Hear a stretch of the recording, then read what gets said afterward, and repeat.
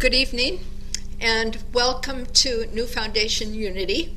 This is the third in our series of 3 on building a firm foundation. If you are having trouble technically, email Mark at truthunity.net. And as it was pointed out to me last week, that I neglected to give you the phone number if you wanted to call in. I was complaining that no one was calling in. And the phone number, which later, when I tell you it's good to call in, although it's good to call in anytime you have a pressing question, is 816-301-6304. 816-301-6304. After we have our opening statement and our time of silence, we will review the past 2 classes so we can see what the direction should be for unity in the future. And so as we begin our time together, I invite you to close your eyes, become still, and allow the words of this affirmation to sink into you, flow through you. In our unity of purpose, we are guided by infinite wisdom and prospered by divine love.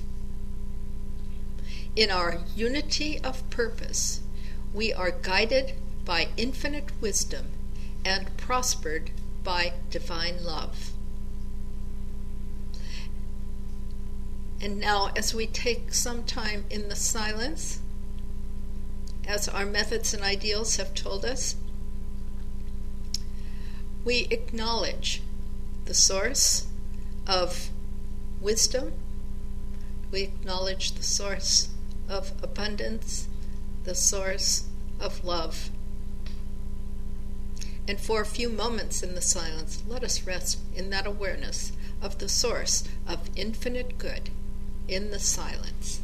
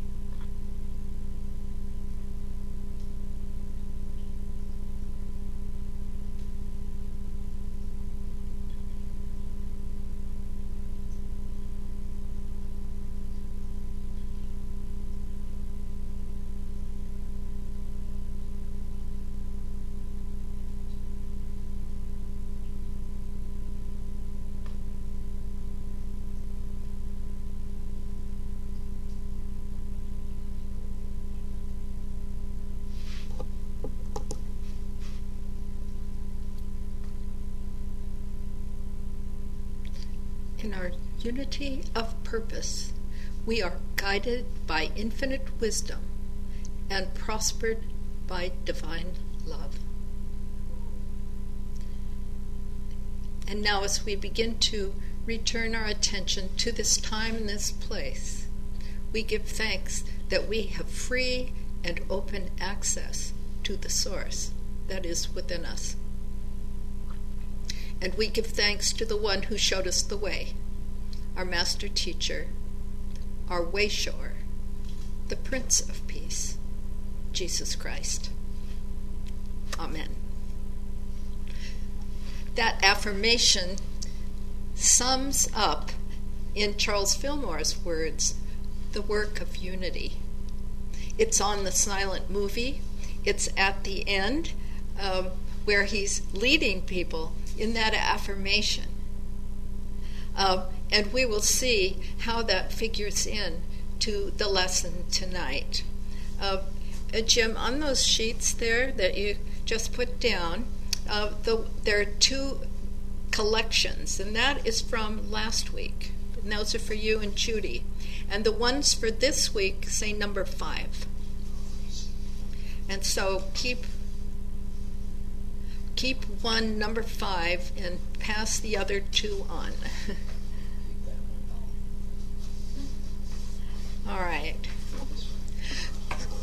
So we started 2 weeks ago with building a firm foundation. And I would like to read to you this. This is called The Silence. In this changing world, we yearn for a dependable foundation upon which to build our life's structure. Experience has taught us that this stable foundation is not to be found in the visible world. For as the writer of Hebrews says, what is seen was made from things that are not visible. Indeed, God is spirit, and the things of God are spiritually discerned. It is therefore our purpose to encourage the practice called the silence, for through it the theory that God is omnipresent may become a vital reality. There's more, but that again sums up what the point is of having a firm foundation upon which you can build anything, not fearful of it having, like the house of sand, being swept away. Okay. That stable foundation, peace of mind, that's really all we have that is truly ours. Okay. Here's something else I want to say. This was written in the April volume of Unity, 1921. I hear this quoted continuously throughout Unity, and it is like this. It's usually half quoted. And here is the quote that so many people have latched onto to justify the changes that have taken place. We may change our minds tomorrow on some of these points, the points being the statement of faith. There were originally 30 points. Actually, there were 32, and it worked its way back to 30. Because people in Unity asked Charles Fillmore to lay out some points so that they could say, this is what Unity believes. And so here are these 30 points, and this is what Charles, it's only very recently that it got condensed down into 5 so that people can rattle off 5 principles, but the subtleties and the depth of these principles have been forgotten. Here, and so here's the rest of the sentence. We may change our minds tomorrow on some of the points, and if we do, we shall feel free to make a new statement of faith in harmony with the new viewpoint. However, this is the point that is left out. However, we are assured that there will be no change in fundamentals, no change in principle, the change will be in the form of words which may need to be clarified, and the inner and outer meaning of the truth may be more clearly set forth. In other words, it's not like you get to change into anything you want, and the whole point of leaving yourself the freedom to change is because you grow, and therefore you have more clarity, you have more depth of understanding, and that makes sense. But to change the foundation, that, Charles Fillmore says, will never happen. Okay, so I wanted to say that. And then I may have read this last week. I read it to some class, I know, but I may not have read it for you. And if I have, it won't hurt to hear it again, because it's a description of someone who has obviously experienced that foundation within himself. Have you ever walked alone through falling snow at night? Perhaps you did tonight. Like a mantle, it wraps you away from the familiar world of things and people, claims and cares. It comes down silently as heaven's grace. It wipes away the ugliness and scars of every day and makes all things one in white simplicity. The snow is a solitude of silence. Yet deeper than the silence of a garden in the evening, deeper than the silence of falling snow, is the silence of the presence of God. James Dillard. So you can see that foundation was the ground state of unity in the beginning days. And I can't even remember who handed me this, but it was somebody who handed me the opening address that Charles Fillmore made at the first Unity Convention. What are you teaching?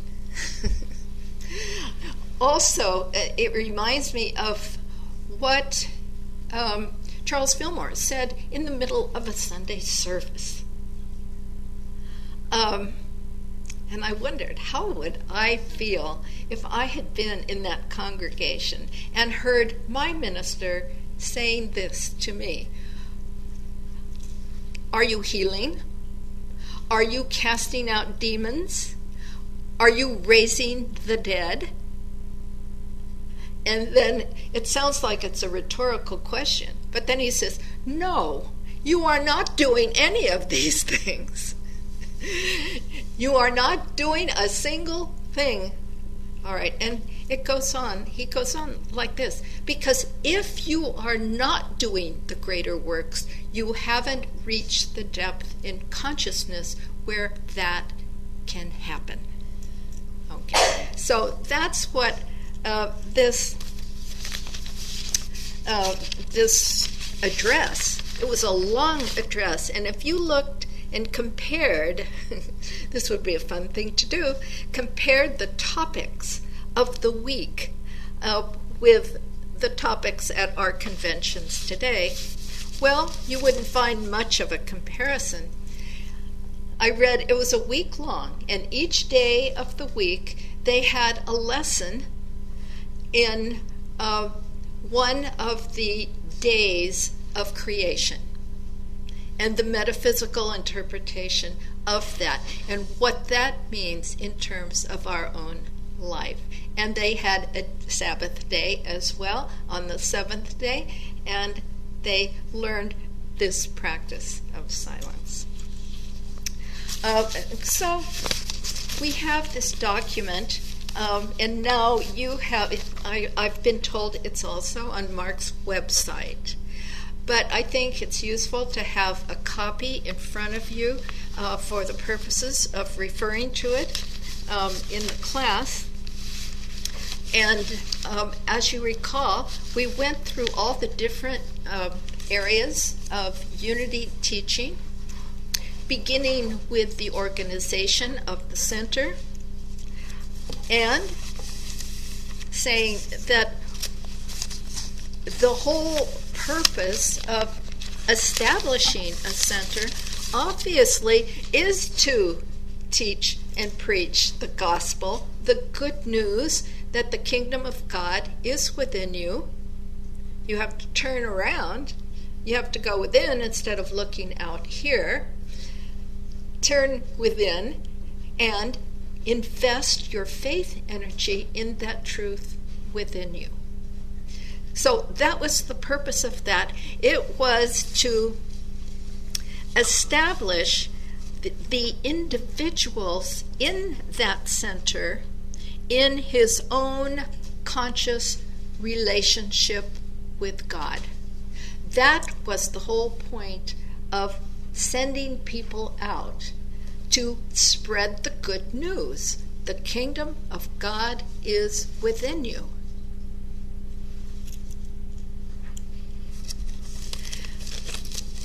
He reminds us that people are at all different levels of understanding. When they came to a unity center, they were beginning to seek, some, and that's a sign of readiness when people are beginning to seek. And then the role of the center was to offer them teaching so that they could first have understanding. Okay, the understanding. And the texts and the books that were used were simple. Emily Cady, it mentions lessons in truth, but my fondness is for how I used truth.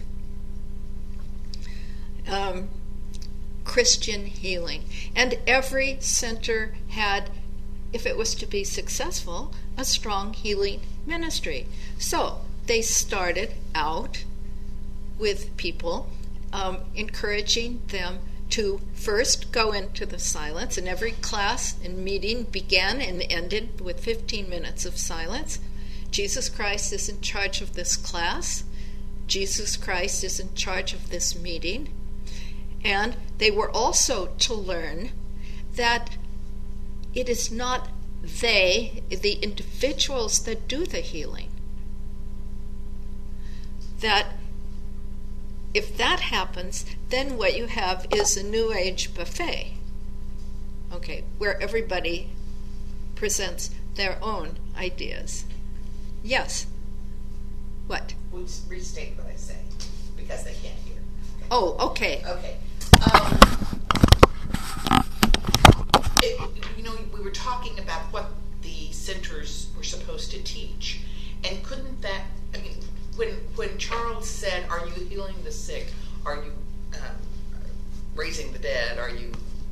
Mm-hmm. Doesn't that kind of contradict what you're saying right there? Which is the point of the centers is to help educate people so that they can raise their own consciousness Exactly. and become aware of the power within them. Exactly. So how do you square those two Okay. things? I think they heard you, Adine, because I pointed the microphone at you. Okay, here's the analogy. What does it mean, first of all, to heal? It means that you have to have all parts of your mind, body, soul, everything working together. Dean, would you mind getting the bottle of purification that's over there? Or take Gracie, one of the... No, do both. Okay.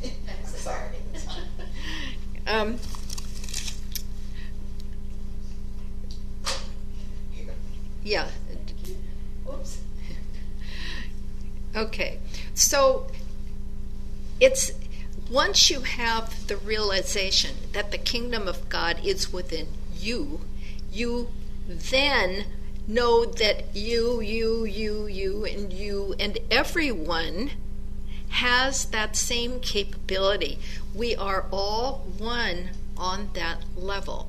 So anyone has the capability, just like we sit at Silent Unity. It's not that we are anybody different. All right? It's that everyone who is open to receiving healing can be healed. All right. So he says, think of it as the model of your body. All right? What happens if the parts of your body and your mind are going in all different directions? You can't heal. So the meditation part in the silence, that's to get yourself in a state of oneness. And then after that, then you are able to speak words of truth to the people in your group. That's how Silent Unity began. Okay. So, but good thing to ask. Now, here's what people who like books, like me, for instance, don't like this statement very much, that Emily Cady said, throw away your books. Oh, what? Throw away my books? She said the role of books is for inspiration. It's to point you toward the action that needs to be taken. Okay, and I think Emily Cady's books do that. And I'm thinking, here she is writing a book and telling us to throw away our books. But that definitely, gave us pause, especially in school. So the second stage that people are in that stage of wanting more knowledge. Think of when you came into Unity. There's a kind of thirst for more knowledge. But then the third stage, and this is where the healing part comes in, people have to be given a chance to express. This is why real classes, as opposed to online classes, I think develop that better. Because you can't just sit in a live class. It used to be in CEP. I don't know how it is now, but if you didn't participate, you didn't get out of that class. And so people have gotten very much in the habit of listening to a lecture and not either expressing what it is that they've heard you say, or asking questions about how that is relevant, or any of those things. So that's an important stage of growth.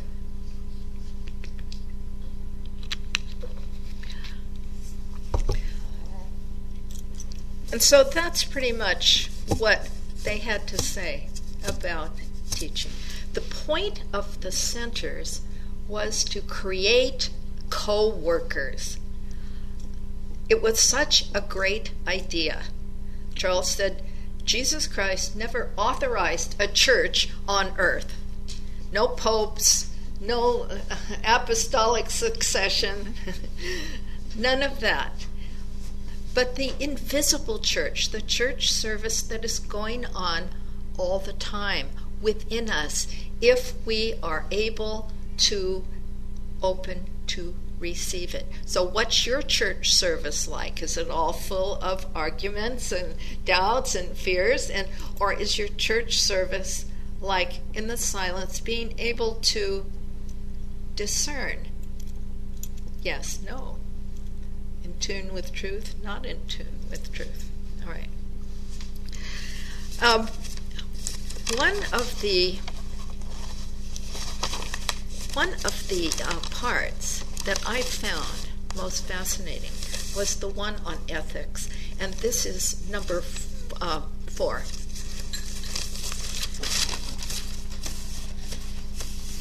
So, what are spiritual ethics? It's amazing. Well, it begins with cooperation.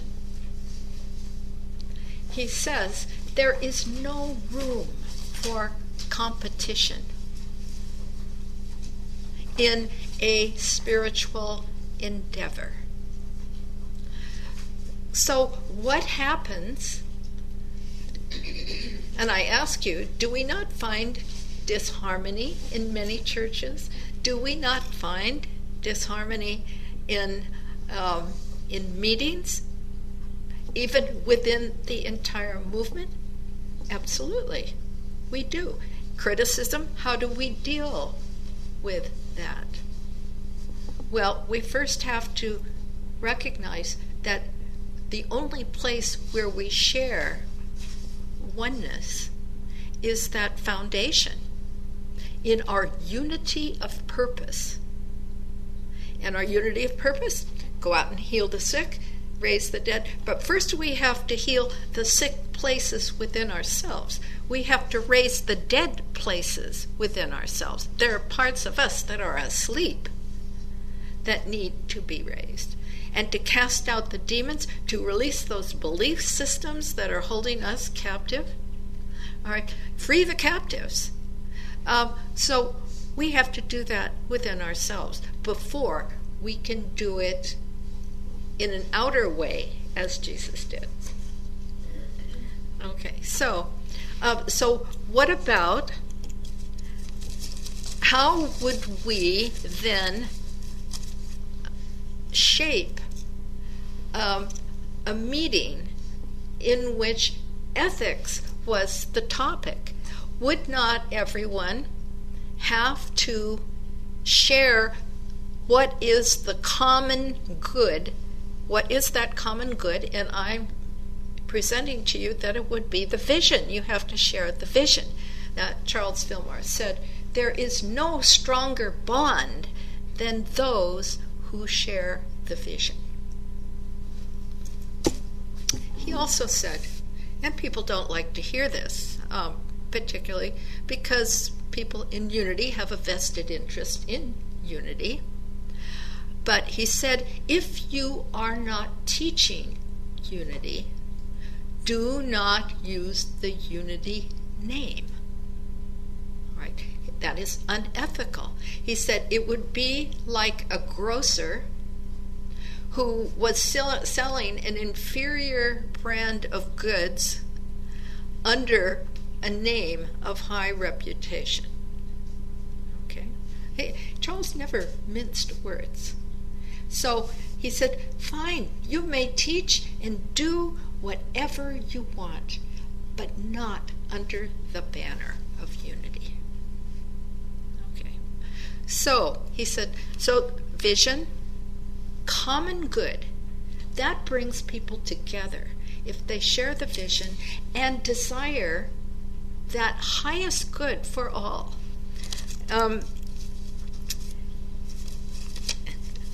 He quotes Paul comparing the fruits of the flesh to the fruits of the Spirit. And the fruits of the Spirit, I don't remember all the fruits of the flesh, but dissension is one of them. Okay. But, it's harmony and love and joy and faith and all those good things that are the fruit of the Spirit. And that's what comes out when you share that place of oneness. It's an interesting take on ethics, cooperation for the highest good. So he says there's no room here in a spiritual pursuit for competition because, I'm better than you. We're all one, right? Here's what he says. Nothing could possibly speed the coming of the kingdom of heaven unto the earth than a truth center actively at work in every community.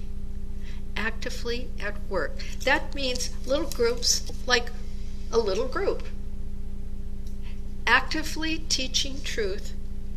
Nothing would speed the coming of the new age, the coming of the kingdom on earth, faster than a community actively engaging like these in a community, and have these little communities everywhere. And you say, well, that's an ideal. And he says, when every person is open to the dictates of spirit, there is no opportunity for dissension. In other words, when you go within and you are guided by infinite wisdom, you are prospered by divine love. That's how dissension. Now, I know a minister who's now retired, and he described his church in a really helpful way. He said that at their board meetings, they would have silence. They didn't talk, all the stuff that business. It wasn't primarily a business meeting. And he said if any disagreements arose over anything, they would simply stop, go into the silence, and then they would speak words of healing to anyone who needed it. Now, he's one person that actually put it into practice. I don't know a whole lot of board meetings, how they go. I have tended to stay away from board meetings, but my sense is that quite often the vision and the administration of the vision are at odds, and that does not serve the common purpose. And so he says that all in a center, no one person. This should not rest on the shoulders of one person. Everyone should help. I find it so interesting to think of ethics in this manner. And he says with regard to relationships between one another in the center, that the motive has a lot to do with it. In other words, what is in your heart when you relate to the people around you? It's not about being nice on a superficial level, and it's not about agreeing with things you don't agree to.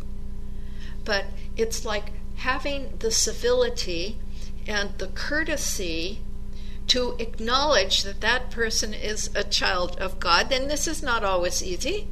All right, I acknowledge that. But that's what would be an ethical approach to a person who maybe is not your favorite person. Right? Okay. We're going to talk about money because that's another thing that there's a lot of talk about.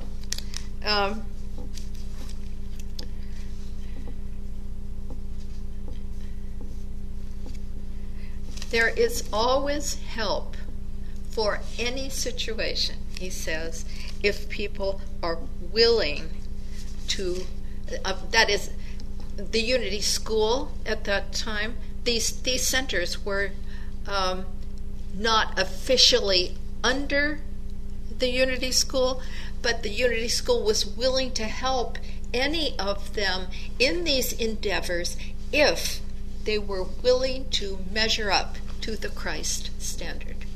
The Christ standard in terms of vision, in terms of how they carry it out. He says only if we adhere to this standard, can we call ourselves practical Christians? He also talked about the name of unity, which came as a revelation in 1924. The name of unity came as a revelation. It was not something that he sat down. He said, let's see, what can we call this? We've called ourselves a lot of things. We've called ourselves. But unity was the word that Spirit gave. And so he expects everyone who teaches under the name of unity to have that sense of a divine idea that is in their custody to carry on and to bring forth. All right. And if you have any comments on any of this, feel free to say whatever you want. I want to say something about finance, and then we'll go on to see what these methods and ideals can contribute by way of suggestions for the future. Because people have different ideas about it. He says this: no teacher can afford to teach one thing and live another. Their life speaks louder than anything they teach. Okay. So we do have to walk our talk. What used to be called the fifth principle, that's what differentiates us from other New Thought churches, movements, or whatever. Okay.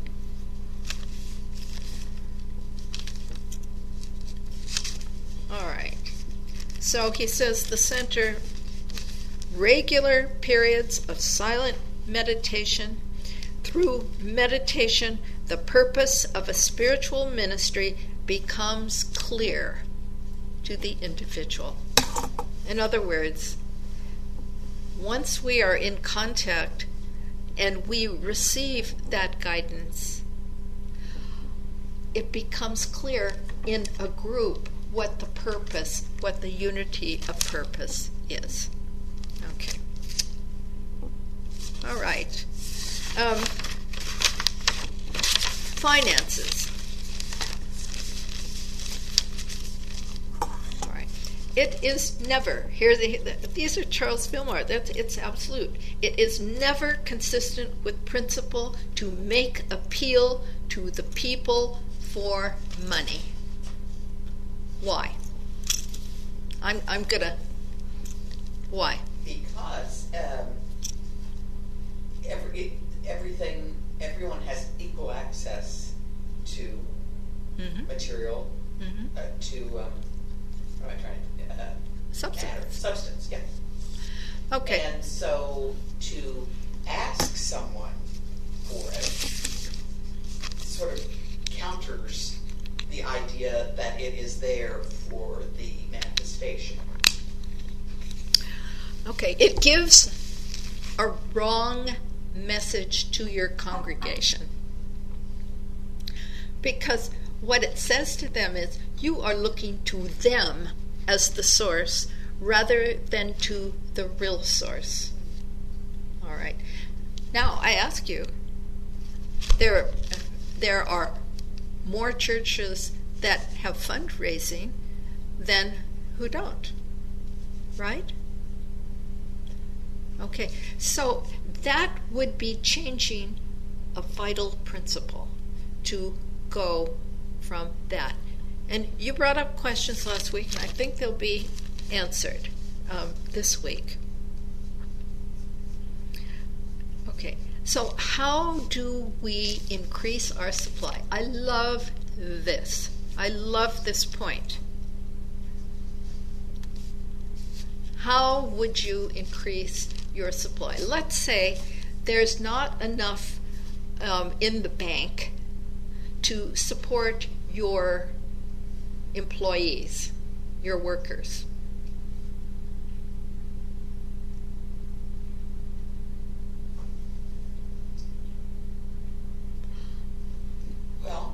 Okay. I don't want to put anyone on the spot. I just want to have a discussion of this. Is that you are there for service.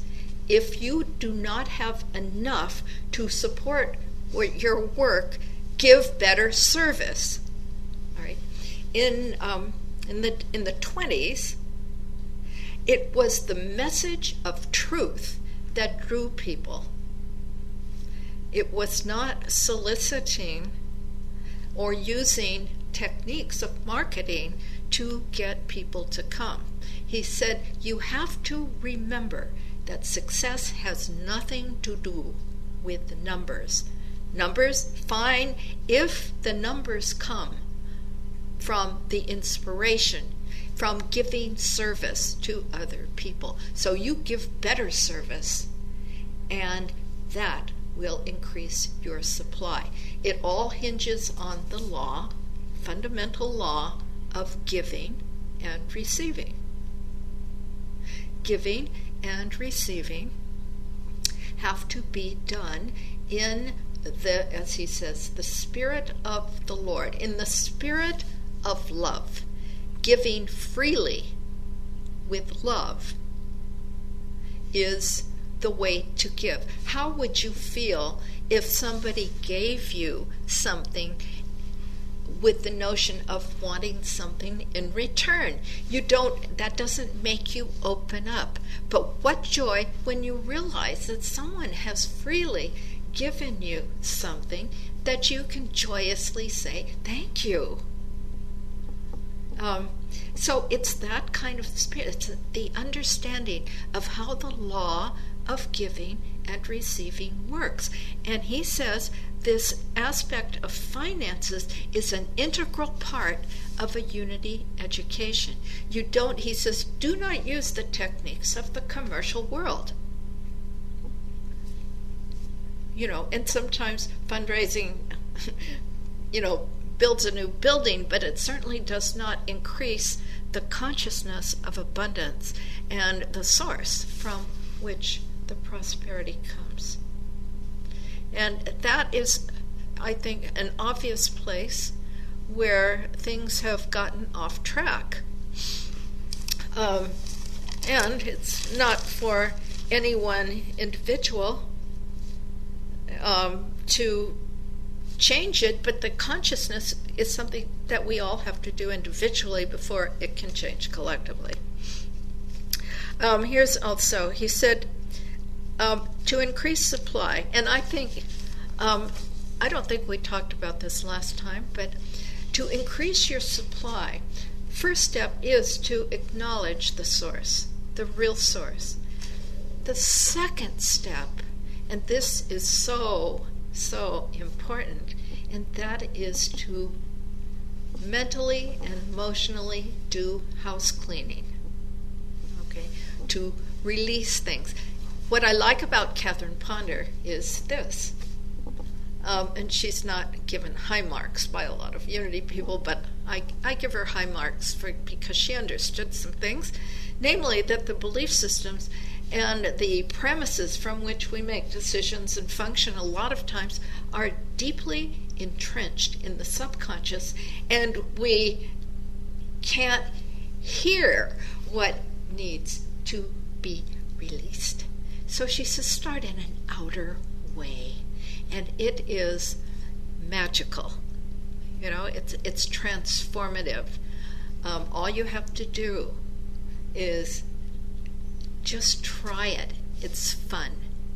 And then a new book, which somebody told me about recently, it was like the transforming effect. The transformative effect of tidying up.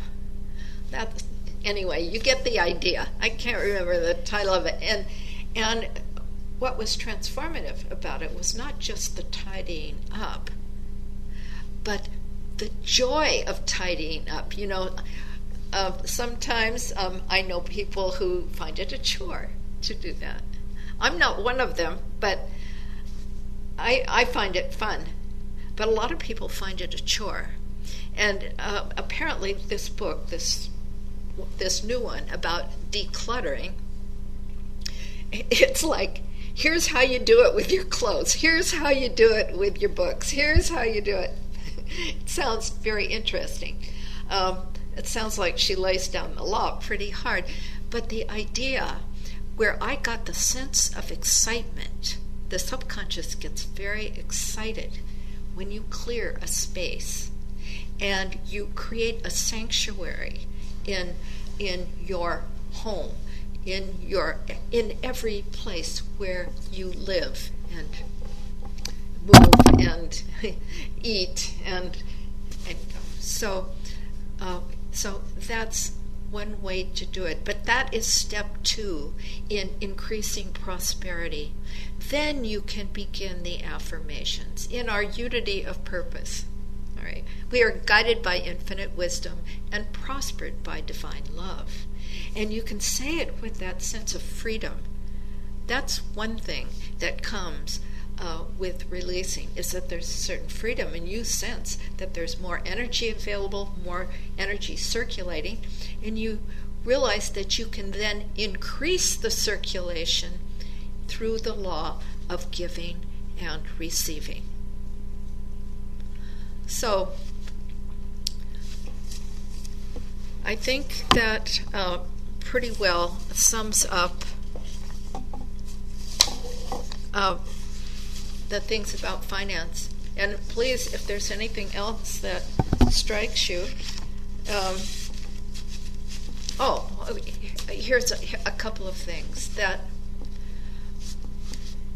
the question came up about like advertising, all right? And said that advertising should be like an announcement, not like big splashy ads in the Kansas City Star, all right, or New York Times or whatever. You know, in the form of an announcement. And the energy, in former times, there would be posters, and you would be drawn by the energy that is in a poster or in an announcement. So that was one thing. And then this one is funny, but it says, don't try to draw people through food. Come to church on Sunday and have a free lunch. Said, not that social events are wrong, but they should be a time of expressing the truths that you know and putting them into practice, in other words, and not a time where you just chow down and escape quickly. Yeah, okay. Let's see.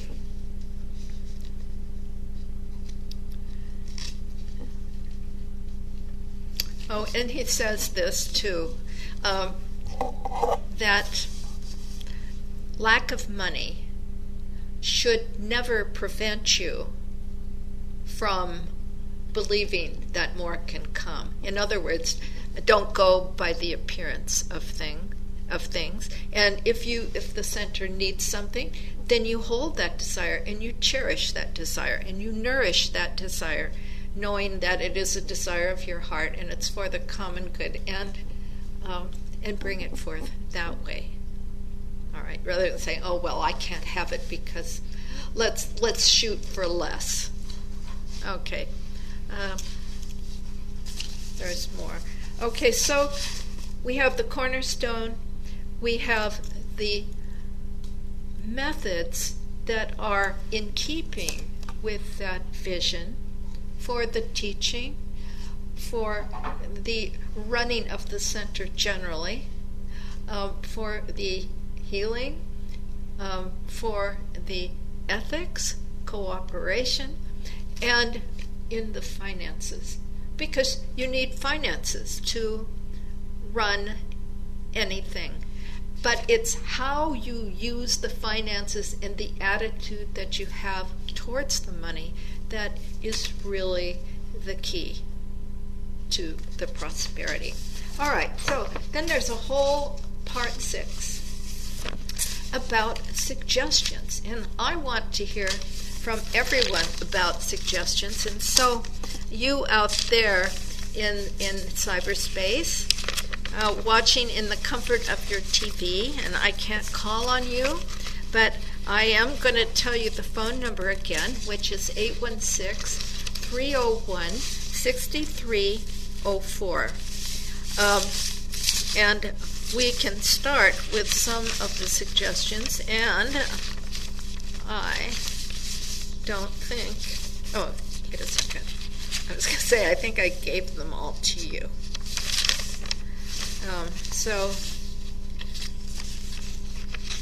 Oh, wait. No, Adine, can I? Part 6. It's part 6. We don't have that. You don't have part 6. Oh. What's under your book there? This is 4.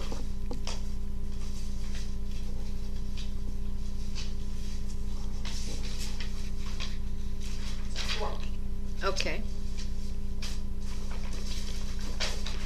This is the beginning one. Okay. I'll start with one of his suggestions. And that is, he said it's very good to involve the youth in, for instance, like the Good Words Club. There used to be a Good Words Club, and this was an invention of Lowell, the Fillmore's oldest son, and it was for the kids. And so they would be very conscious of how they spoke and what they said to one another, and they would write in, or they would have a meeting, and they would talk about good words. Interesting. So groups like that. I know a lot of Unity places have men's groups. I've never understood that one, but I was told that, at least at UCU, that it was a service group originally, and that the men were there to give service to the church in various ways. So the whole idea was, and of course, spreading the message by word of mouth. He was very strong on this idea, which did not work out, but we could talk about if it could really work out, which is to not segregate yourself from the whole by forming a church. I found that really interesting, because once you form yourself into a group, you've set yourself apart and become a denomination like everybody else, instead of being a truth center. So he had this idea that the truth message could be so strong and so potent that the other denominations would be attracted, saw the healing and the all the greater works that Jesus promised, and we would be invited into the churches. All right. And what's happened is that people who are not happy with their religion have all come to Unity. All right. So the reverse has actually happened. But I have actually had the thought that maybe churches are obsolete. It's a point of, I'm just throwing that out there, as a place of discussion. I have this ministry, New Foundation Unity, which is a ministry without walls. So no one is excluded. Everyone can turn on their computer and watch, or anyone can come here. So that's my version of a church, with a teaching of, as I perceive it, the vision, the original vision of having the Christ as the head of the church. The Christ is not exclusive. Everyone has a Christ. Everyone is the Christ, no matter where they live or what their religion is or anything like that. But the principles that Jesus taught gave us the name Christian because they were the principles. Good evening, Bob. Hi, Eleanor. Very interesting. I have a question. Okay. Did you know this whole concept of unity centers as opposed to churches? Did the unity centers have a board? Good question. No, in the beginning, no, because only when you incorporate do you have a board. And they were simply a group of truth students, teachers, who went out in the field. But as Unity became a church, a denomination, Unity itself did not have a board until 1906. Okay, but that was, so no, it's when you incorporate that you have a board. But the difference is, like, I have a board because this is a ministry. You know, if you want the nonprofit status, you have a board. But the board is the board is always in tune with the vision, and I wouldn't have people on the board who did not share the vision. And so the way it's set up is not always conducive to harmony, simply because the board is in charge of the money and the hiring and firing, and the minister is in charge of the vision, and sometimes one or the other gets compromised, and sometimes there's no resolution. So it's Right. You could say it's partly the setup, but you know, as I'm saying, I wouldn't invite people to be on a board. If you want to pioneer, that would be a situation where you could have a board and the people who were on your board would be chosen. Does that make sense? I don't think today we can think of any unity centers as you described. Of course, there may be, I'm not aware of it. Everything has evolved into churches and boards. And a lot of those churches struggle on what you were talking about early with money, and they have capital campaigns to pay the mortgage or to build a new church and so forth. And I think you're right that the emphasis is placed on the outer rather on the faith of the inner, and knowing that we're not charged, that the Spirit who is supplies us with abundance we need, not what we want, does the work. Right. Yeah, exactly. The supply is infinite, but we have to open to it.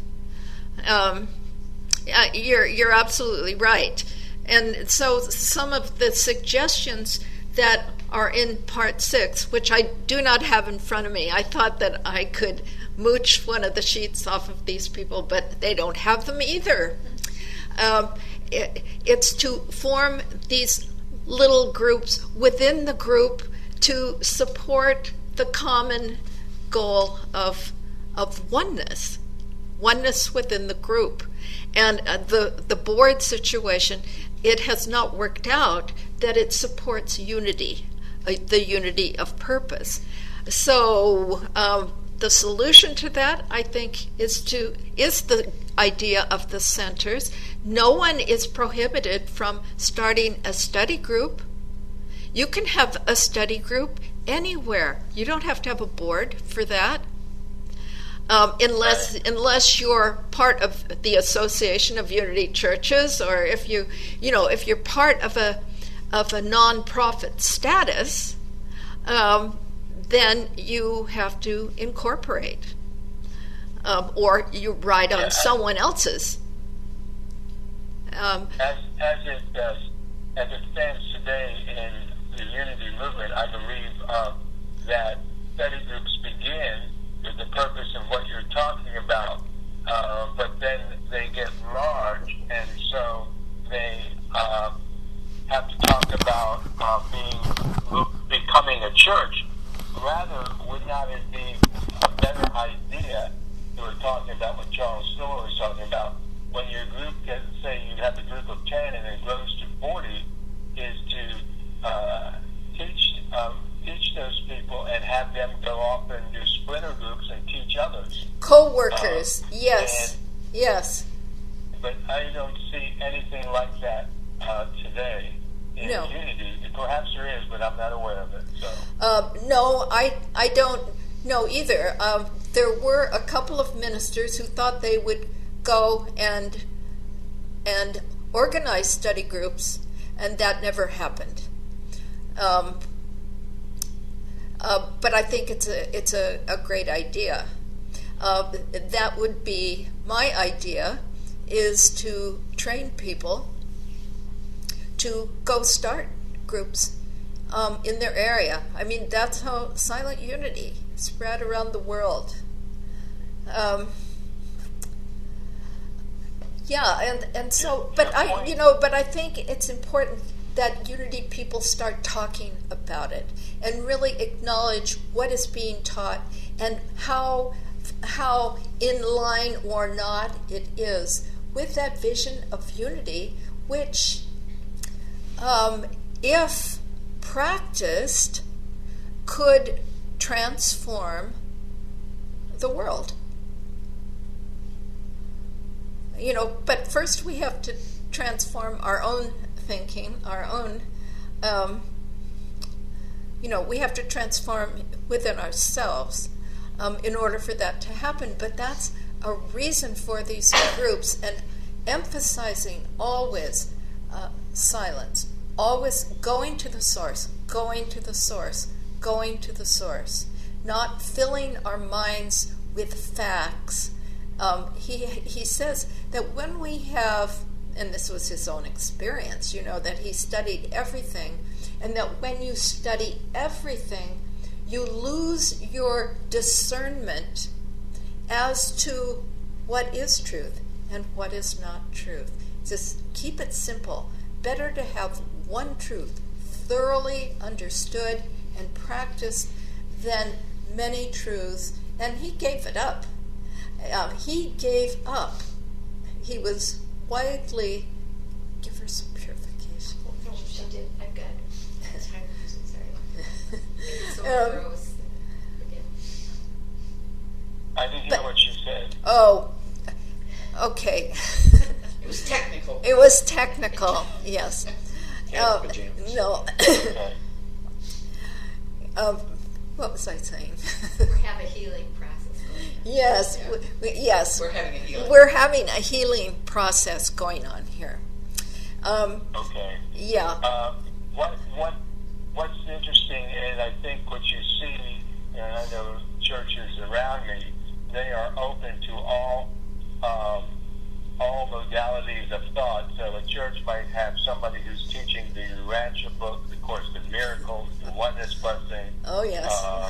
And all types of and I think what has happened is that Unity has gotten the reputation of being open to all modalities and so forth. Absolutely. And sometimes what's thrown in the back room are the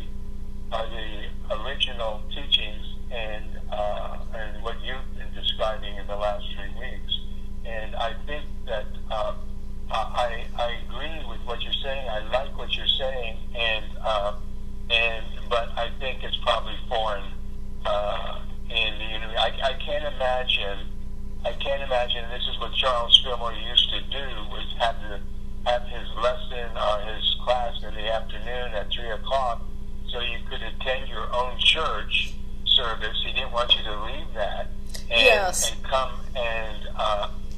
and listen and learn at 3:00. But we really have gotten away from that completely. Yes, we absolutely have. Unity has become a church. It has become a denomination, but without a whole lot of boundaries to it. Mm-hmm. And what Charles Fillmore... I would like to hear someone else's response, so I'm going to hang up and see if you get someone else. Okay, thanks so much, Bob. But thank you very much. Okay, bye. Bye-bye. Okay, so he said he was going to hang up. So could give any of you. And what I'm going to do is go get part 6. So please carry on. I shall return in just a second. Did you have any comments? I have thoughts on One of the things I brought up, you don't think you guys were there, but last week was the whole idea that bricks and mortar, and I think that's what Bob was talking about. Yeah, okay. And that's kind of what Bob was referring to now. It's really hard to, when Unity has moved into being a denomination, and a denomination depends on its members. And so you have to have a place to put the members, and you have to be competitive for the Sunday morning services.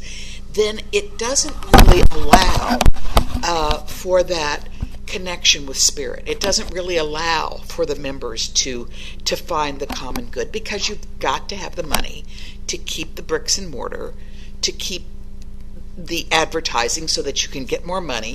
I mean, that's just what the way it is. And I think it's really a problem. And I know one of the ways that I encountered it was, and I think Bob did the same thing, was in chaplaincy training. You have to be a denomination. Now the point is that you lose all that. You're supposed to be not doctrinal at all. And Unity people are pretty good at that, because they can see what other denominations have at their core. They can bring that out. But once again, it relies on the association to give you the credentials that allow you to be licensed. I mean, it really is problematic.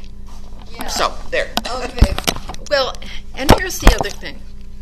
Keep in mind that Charles Fillmore had no formal education. No formal education. He had a tutor after his skating accident. Myrtle had 2 years of a ladies' college, which was probably kind of thin in terms of substance. And if she hadn't had brothers, she would not have read the more serious books of depth and substance. Why did Jesus have uneducated disciples? Because they had no vested interest in the status quo. Hi, Mark. Hi, Eleanor. Hi. Can you hear me? Yes. Yeah, well, I wanted to join in on the conversation to kind of follow up on Bob's comment. Okay. And my take is that Charles Fillmore, at least in the correspondence course, he referred to Unity as a sect, S-E-C-T. And he had been criticized for a long time of being really ambivalent about forming churches. And the ordinations didn't begin in earnest until 1933. And in 1939, James Teener, a PhD candidate at the Chicago Divinity School, really took him to task ordination, and then they started ordaining in 1933. Exactly. But going back to the correspondence course, I believe it's lesson 4. It's called the Body of Christ, the primary course. Lesson 4 is called the Body of Christ, and in there he says that unity is a sect, and a sect is in terms of sociology, and he meant it this way: a sect is a religious movement that holds itself in tension with the established churches. In other words, it acknowledges that it's in association with the established churches, but it holds itself apart for the purpose of transforming the established church in some way. And so we have throughout religious history and Christian history religious sects, SECTS. Yes. That basically are renewal movements. They're movements that are Methodism, for example. Methodism is a great example of a sect that grew out of Anglicanism, and its purpose was to renew Anglicanism. And so Charles himself saw us as in relationship with churches, but at the same time held in tension with them. In other words, we were called to be a renewal movement. And we all know that Charles expected us to go to that 3 o'clock class and then go back to the church on Sunday and start a unity study group in the mainline churches. And, so I think the important thing to understand is that when the Unity Association formed, specifically in 1966, but even earlier, those were the people who wanted to form churches. And Charles did give them the blessing to do that. But his point was that Unity School produced a sect, an SECT, and he gave his blessing to those who wanted to go out and start churches.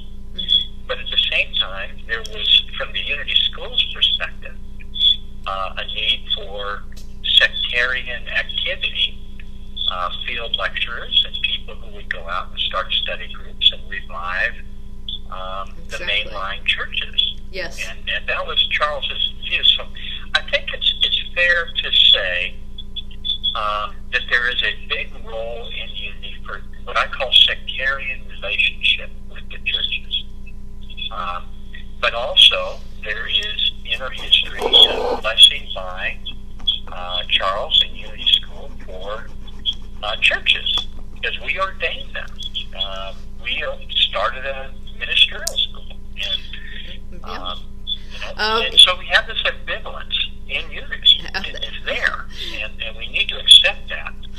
But the point, here's my point, is the sectarian nature of unity is alive and well. And I think the spirit of your workshop, of your course here, and the spirit of what we're talking about is that sectarian nature of unity, the renewal movement in unity, the part of unity that still hopes to go out and engage mainline Orthodox Christianity and to bring to its feet the beauty of metaphysical theology and metaphysical Bible interpretation.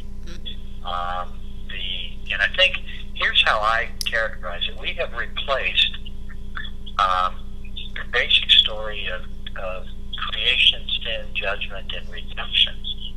That is the basic story of mainline Orthodox Christianity. That we were created, that we sinned, we're judged, and we're redeemed.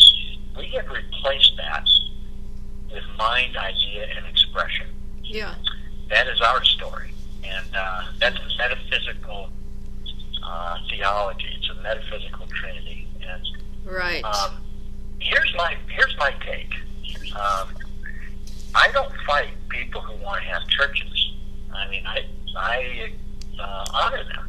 If you want to go out and start a unity church, fine. And have at it.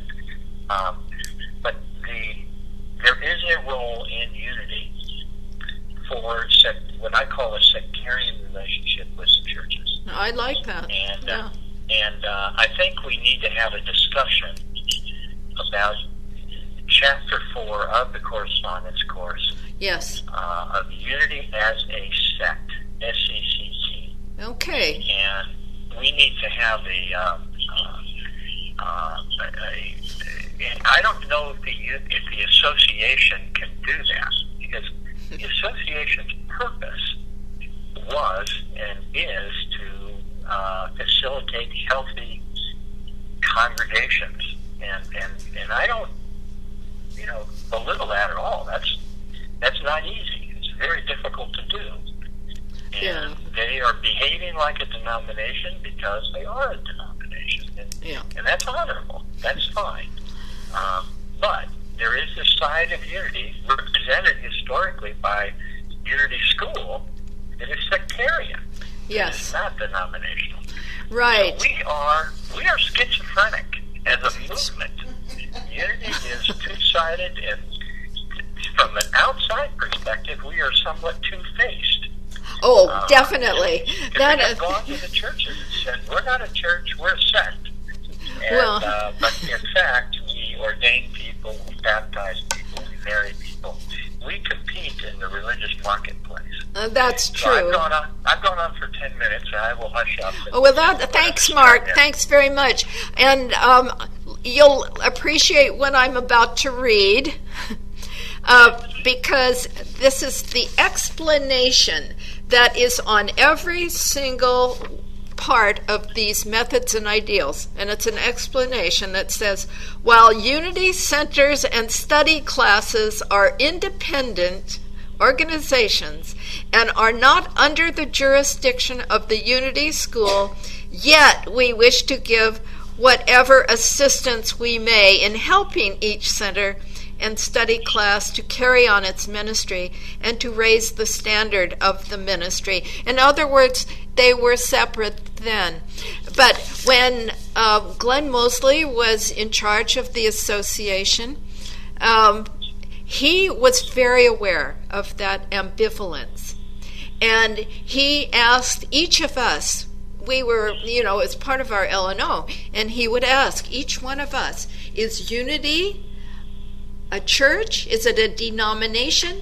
Or is it, I don't believe he used the word sect, but that was the idea, a movement or a denomination.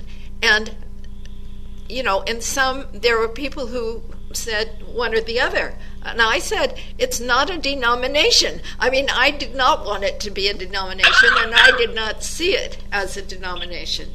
But I think that's an excellent point to bring out. It has been there from the beginning.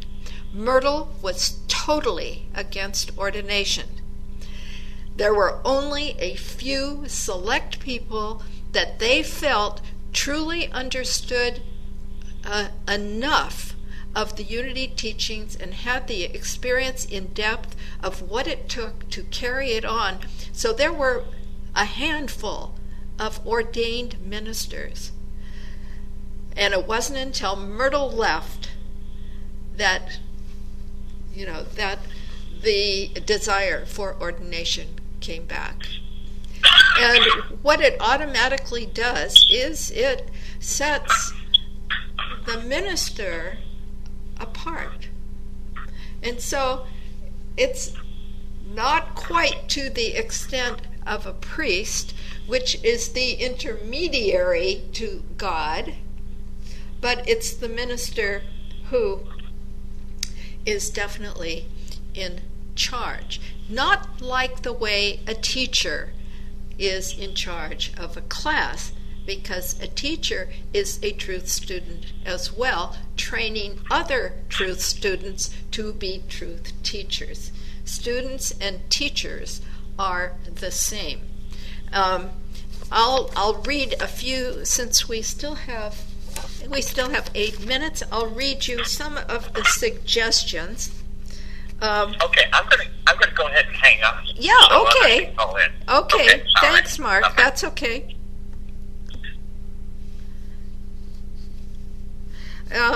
Okay, success is not in numbers.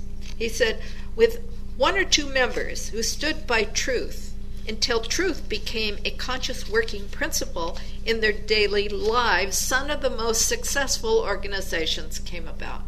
Okay, 2 or 3. Work to increase the Christ consciousness. Well, we've been talking about that all along. All right, because that kind of realization draws other people around. Okay, social functions. Okay, now this doesn't happen, but social functions were for the purpose of expressing and living out the teachings. They had lots of social functions. I saw in the movie more than I thought. Yeah. Had orchestras, they had picnics, they had all that kind of thing going on, and it was all saturated. It was, in a way, a kind of utopia. Self-sufficient farm, the village was. It was not a place of work for the Fillmores. It was, work was downtown, but they're a place of relaxation and where they got to live out the message in a relaxed setting. That was at the village. Says, and I talked about advertising. We are known by our works. In other words, it's not what you say that people are mostly listening to. It's mostly how you live your life, what you do, what you project. He says, bringing new workers. And the way that you bring new workers is to create, to create the co-workers, qualified people to replace you and start their own. That's easier said than done. And then the clubs, the young people. The question of organization. People ask just the question that Bob did about, do you have to have a president and all that. And he said any organization should be kept simple because it's a means to better service. More service. The focus is service. We are here as a movement or a sect or whatever to uplift consciousness. So, as Charles Fillmore says in that 1924 Unity magazine, when the tribulation comes, I'm talking about worldwide tribulation, then the organization will be in place in consciousness, in the invisible church, that can then radiate peace and calm down the trouble simply through a projection of consciousness. Okay. So he said, and again, he says about the name, don't use the name. And he said, avoid these phrases, unity school or silent unity, indicating, just as Mark said, that you keep the school separate from these study groups and organizations. Not that they're unwilling to help, but they want independent units who are qualified and qualifying more co-workers. I mean, that's really the way to do it. It just makes sense. And he said, always seek spirit first. Of course, we know that. Here's the point about traveling lecturers and teachers. Only have ones that are in harmony with the unity message. In other words, you don't get the latest Time Magazine Writer of the Year, or you don't go after a celebrity in order to make money. It's just crass. Okay, nothing wrong with being a celebrity, but let it be a celebrity that is in tune with the values of unity, and that also gives people a new angle that perhaps they had not heard before. But the same basic values. And there are some churches that function totally on guest speakers and so on. Sale of truth literature. We should always give free literature, and you can sell books, but always keep in mind the purpose. So you don't sell everything. You don't have a New Age bookstore, but you sell the books that are designed to interest people in the unity teaching. Right? So, there's plenty of bookstores around, so if we don't have to compete with bookstores. So these are just a few of the things that... there are a lot of church libraries, too, that have a room full of film art and other early writers, and those books are never looked at. That's true. That's so true. We have archives down at the First World headquarters, and I think I'm probably the only one in recent times that's looked at them. But when I was researching the history of silent unity, I found treasures. Absolutely. Well, the ministers and the teachers have to have the training, and I don't believe that all the unity teachers are we still in? Yes, we're still on. Oh. We're still on until I turn it off. So, yeah. So we don't have the training? Well, absolutely. I think because we don't have teachers who've had the training. Yeah, I think that's the piece that I'm aware of. That some of the spiritual education has been uneven over the years, and I think the Judices, when they were here, and were some of the other great teachers who were here, that really were grounded. Wilson and others. Ernest Wilson.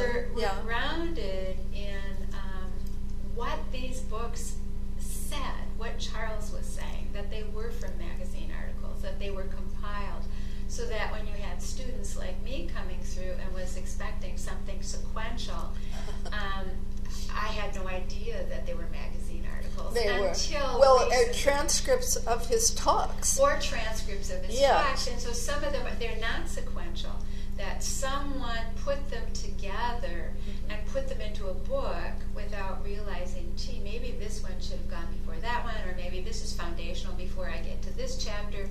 And as a result, what I found in our congregation in Arizona is people would take those books and they'd say, I don't understand this. So, and even if we would have a class without my having the knowledge that these were magazine articles or lessons, how could I teach them? So, exactly. And I must say that this piece of information is what I received through metaphysical interpretation in my class at Unity Institute. So now I understand more, so that I can go back and look at some of the books of Charles, and like 12 Powers was the one that I was focusing on. I can read that now and more aptly discern, I really should look at this chapter first. Now I can look at this one, and they start building on each other and make a lot more sense. So if you don't have people who have had some of this training alongside the books in the library at the different churches, of course no one's going to want to take it. Yeah, that's one reason why I really like how I use truth. Emily Cady said, I will not teach anything that I have not demonstrated for myself. And Charles Fillmore Charles was the same way. Yes, he does. Charles says that too. However, some of the books, in the way that they're put together, doesn't help us see how he did it. However, Emily Cady does. Her books are very sequential, and you could build. Yes, that's why she was invited to do that. What helps with the Fillmores, and this was a result of CEP, Anna Grace, which was her name then, read it out loud.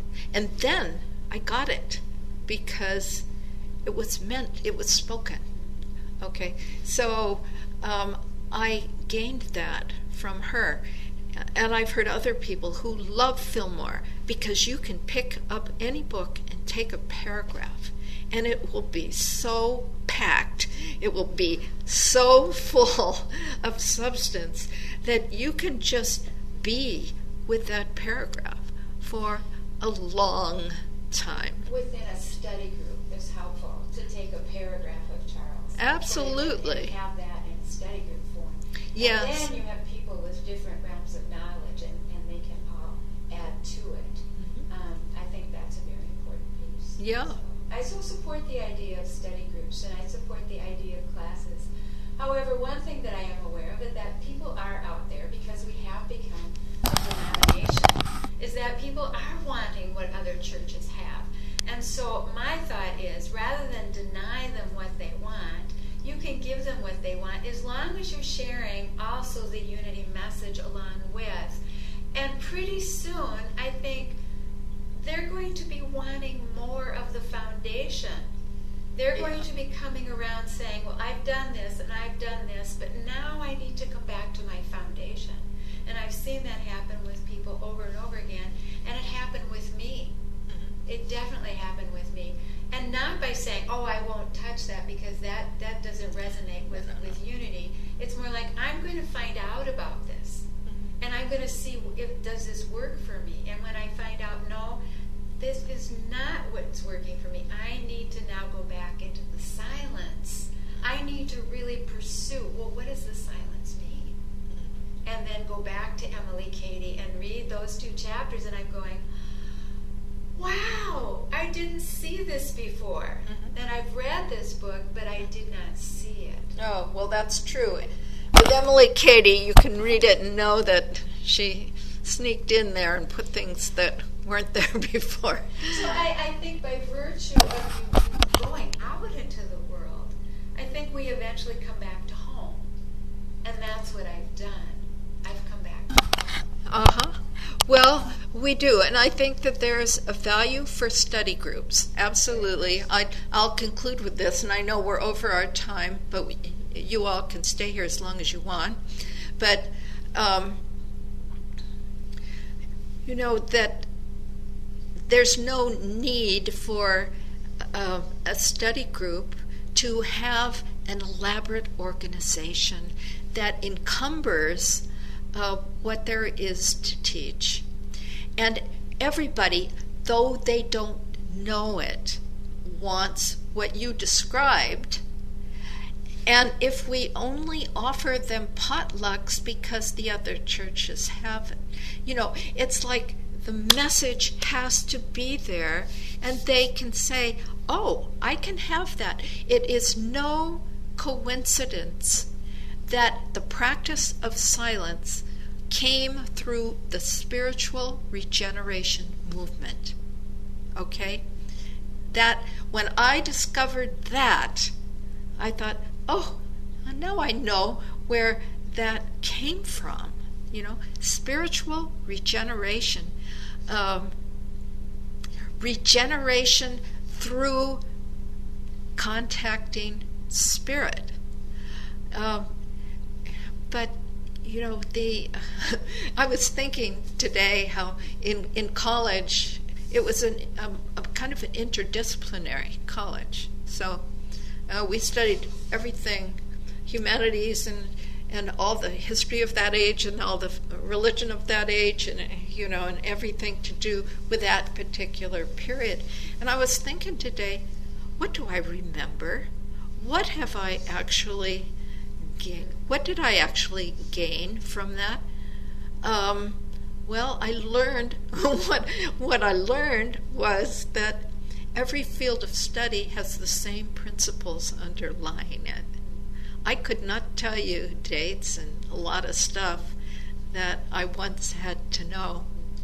I mean, yeah, some of it stuck, but the real things that stuck were the underlying principles that supported all fields of knowledge. So anyway, this has been a good discussion tonight. I thank you for you who called in. We'll be taking a break, and somewhere around the end of January, I'll be offering the Book of Revelation, which has been requested by 2 people anyway. A book not easily understood, or at least so people think. And also in April, I'm offering a silent retreat for those who need to or want to learn to go into the silence so that we can have a coherent group in a retreat that is actually generating that coherence. So that'll be in April, towards the end. But next up, Revelation. So get out your Bibles and read it. And save all your questions. And so, in keeping with the methods and ideals, let's close our eyes for a moment. And remember that affirmation. In our unity of purpose, we are guided by infinite wisdom and prospered by divine love.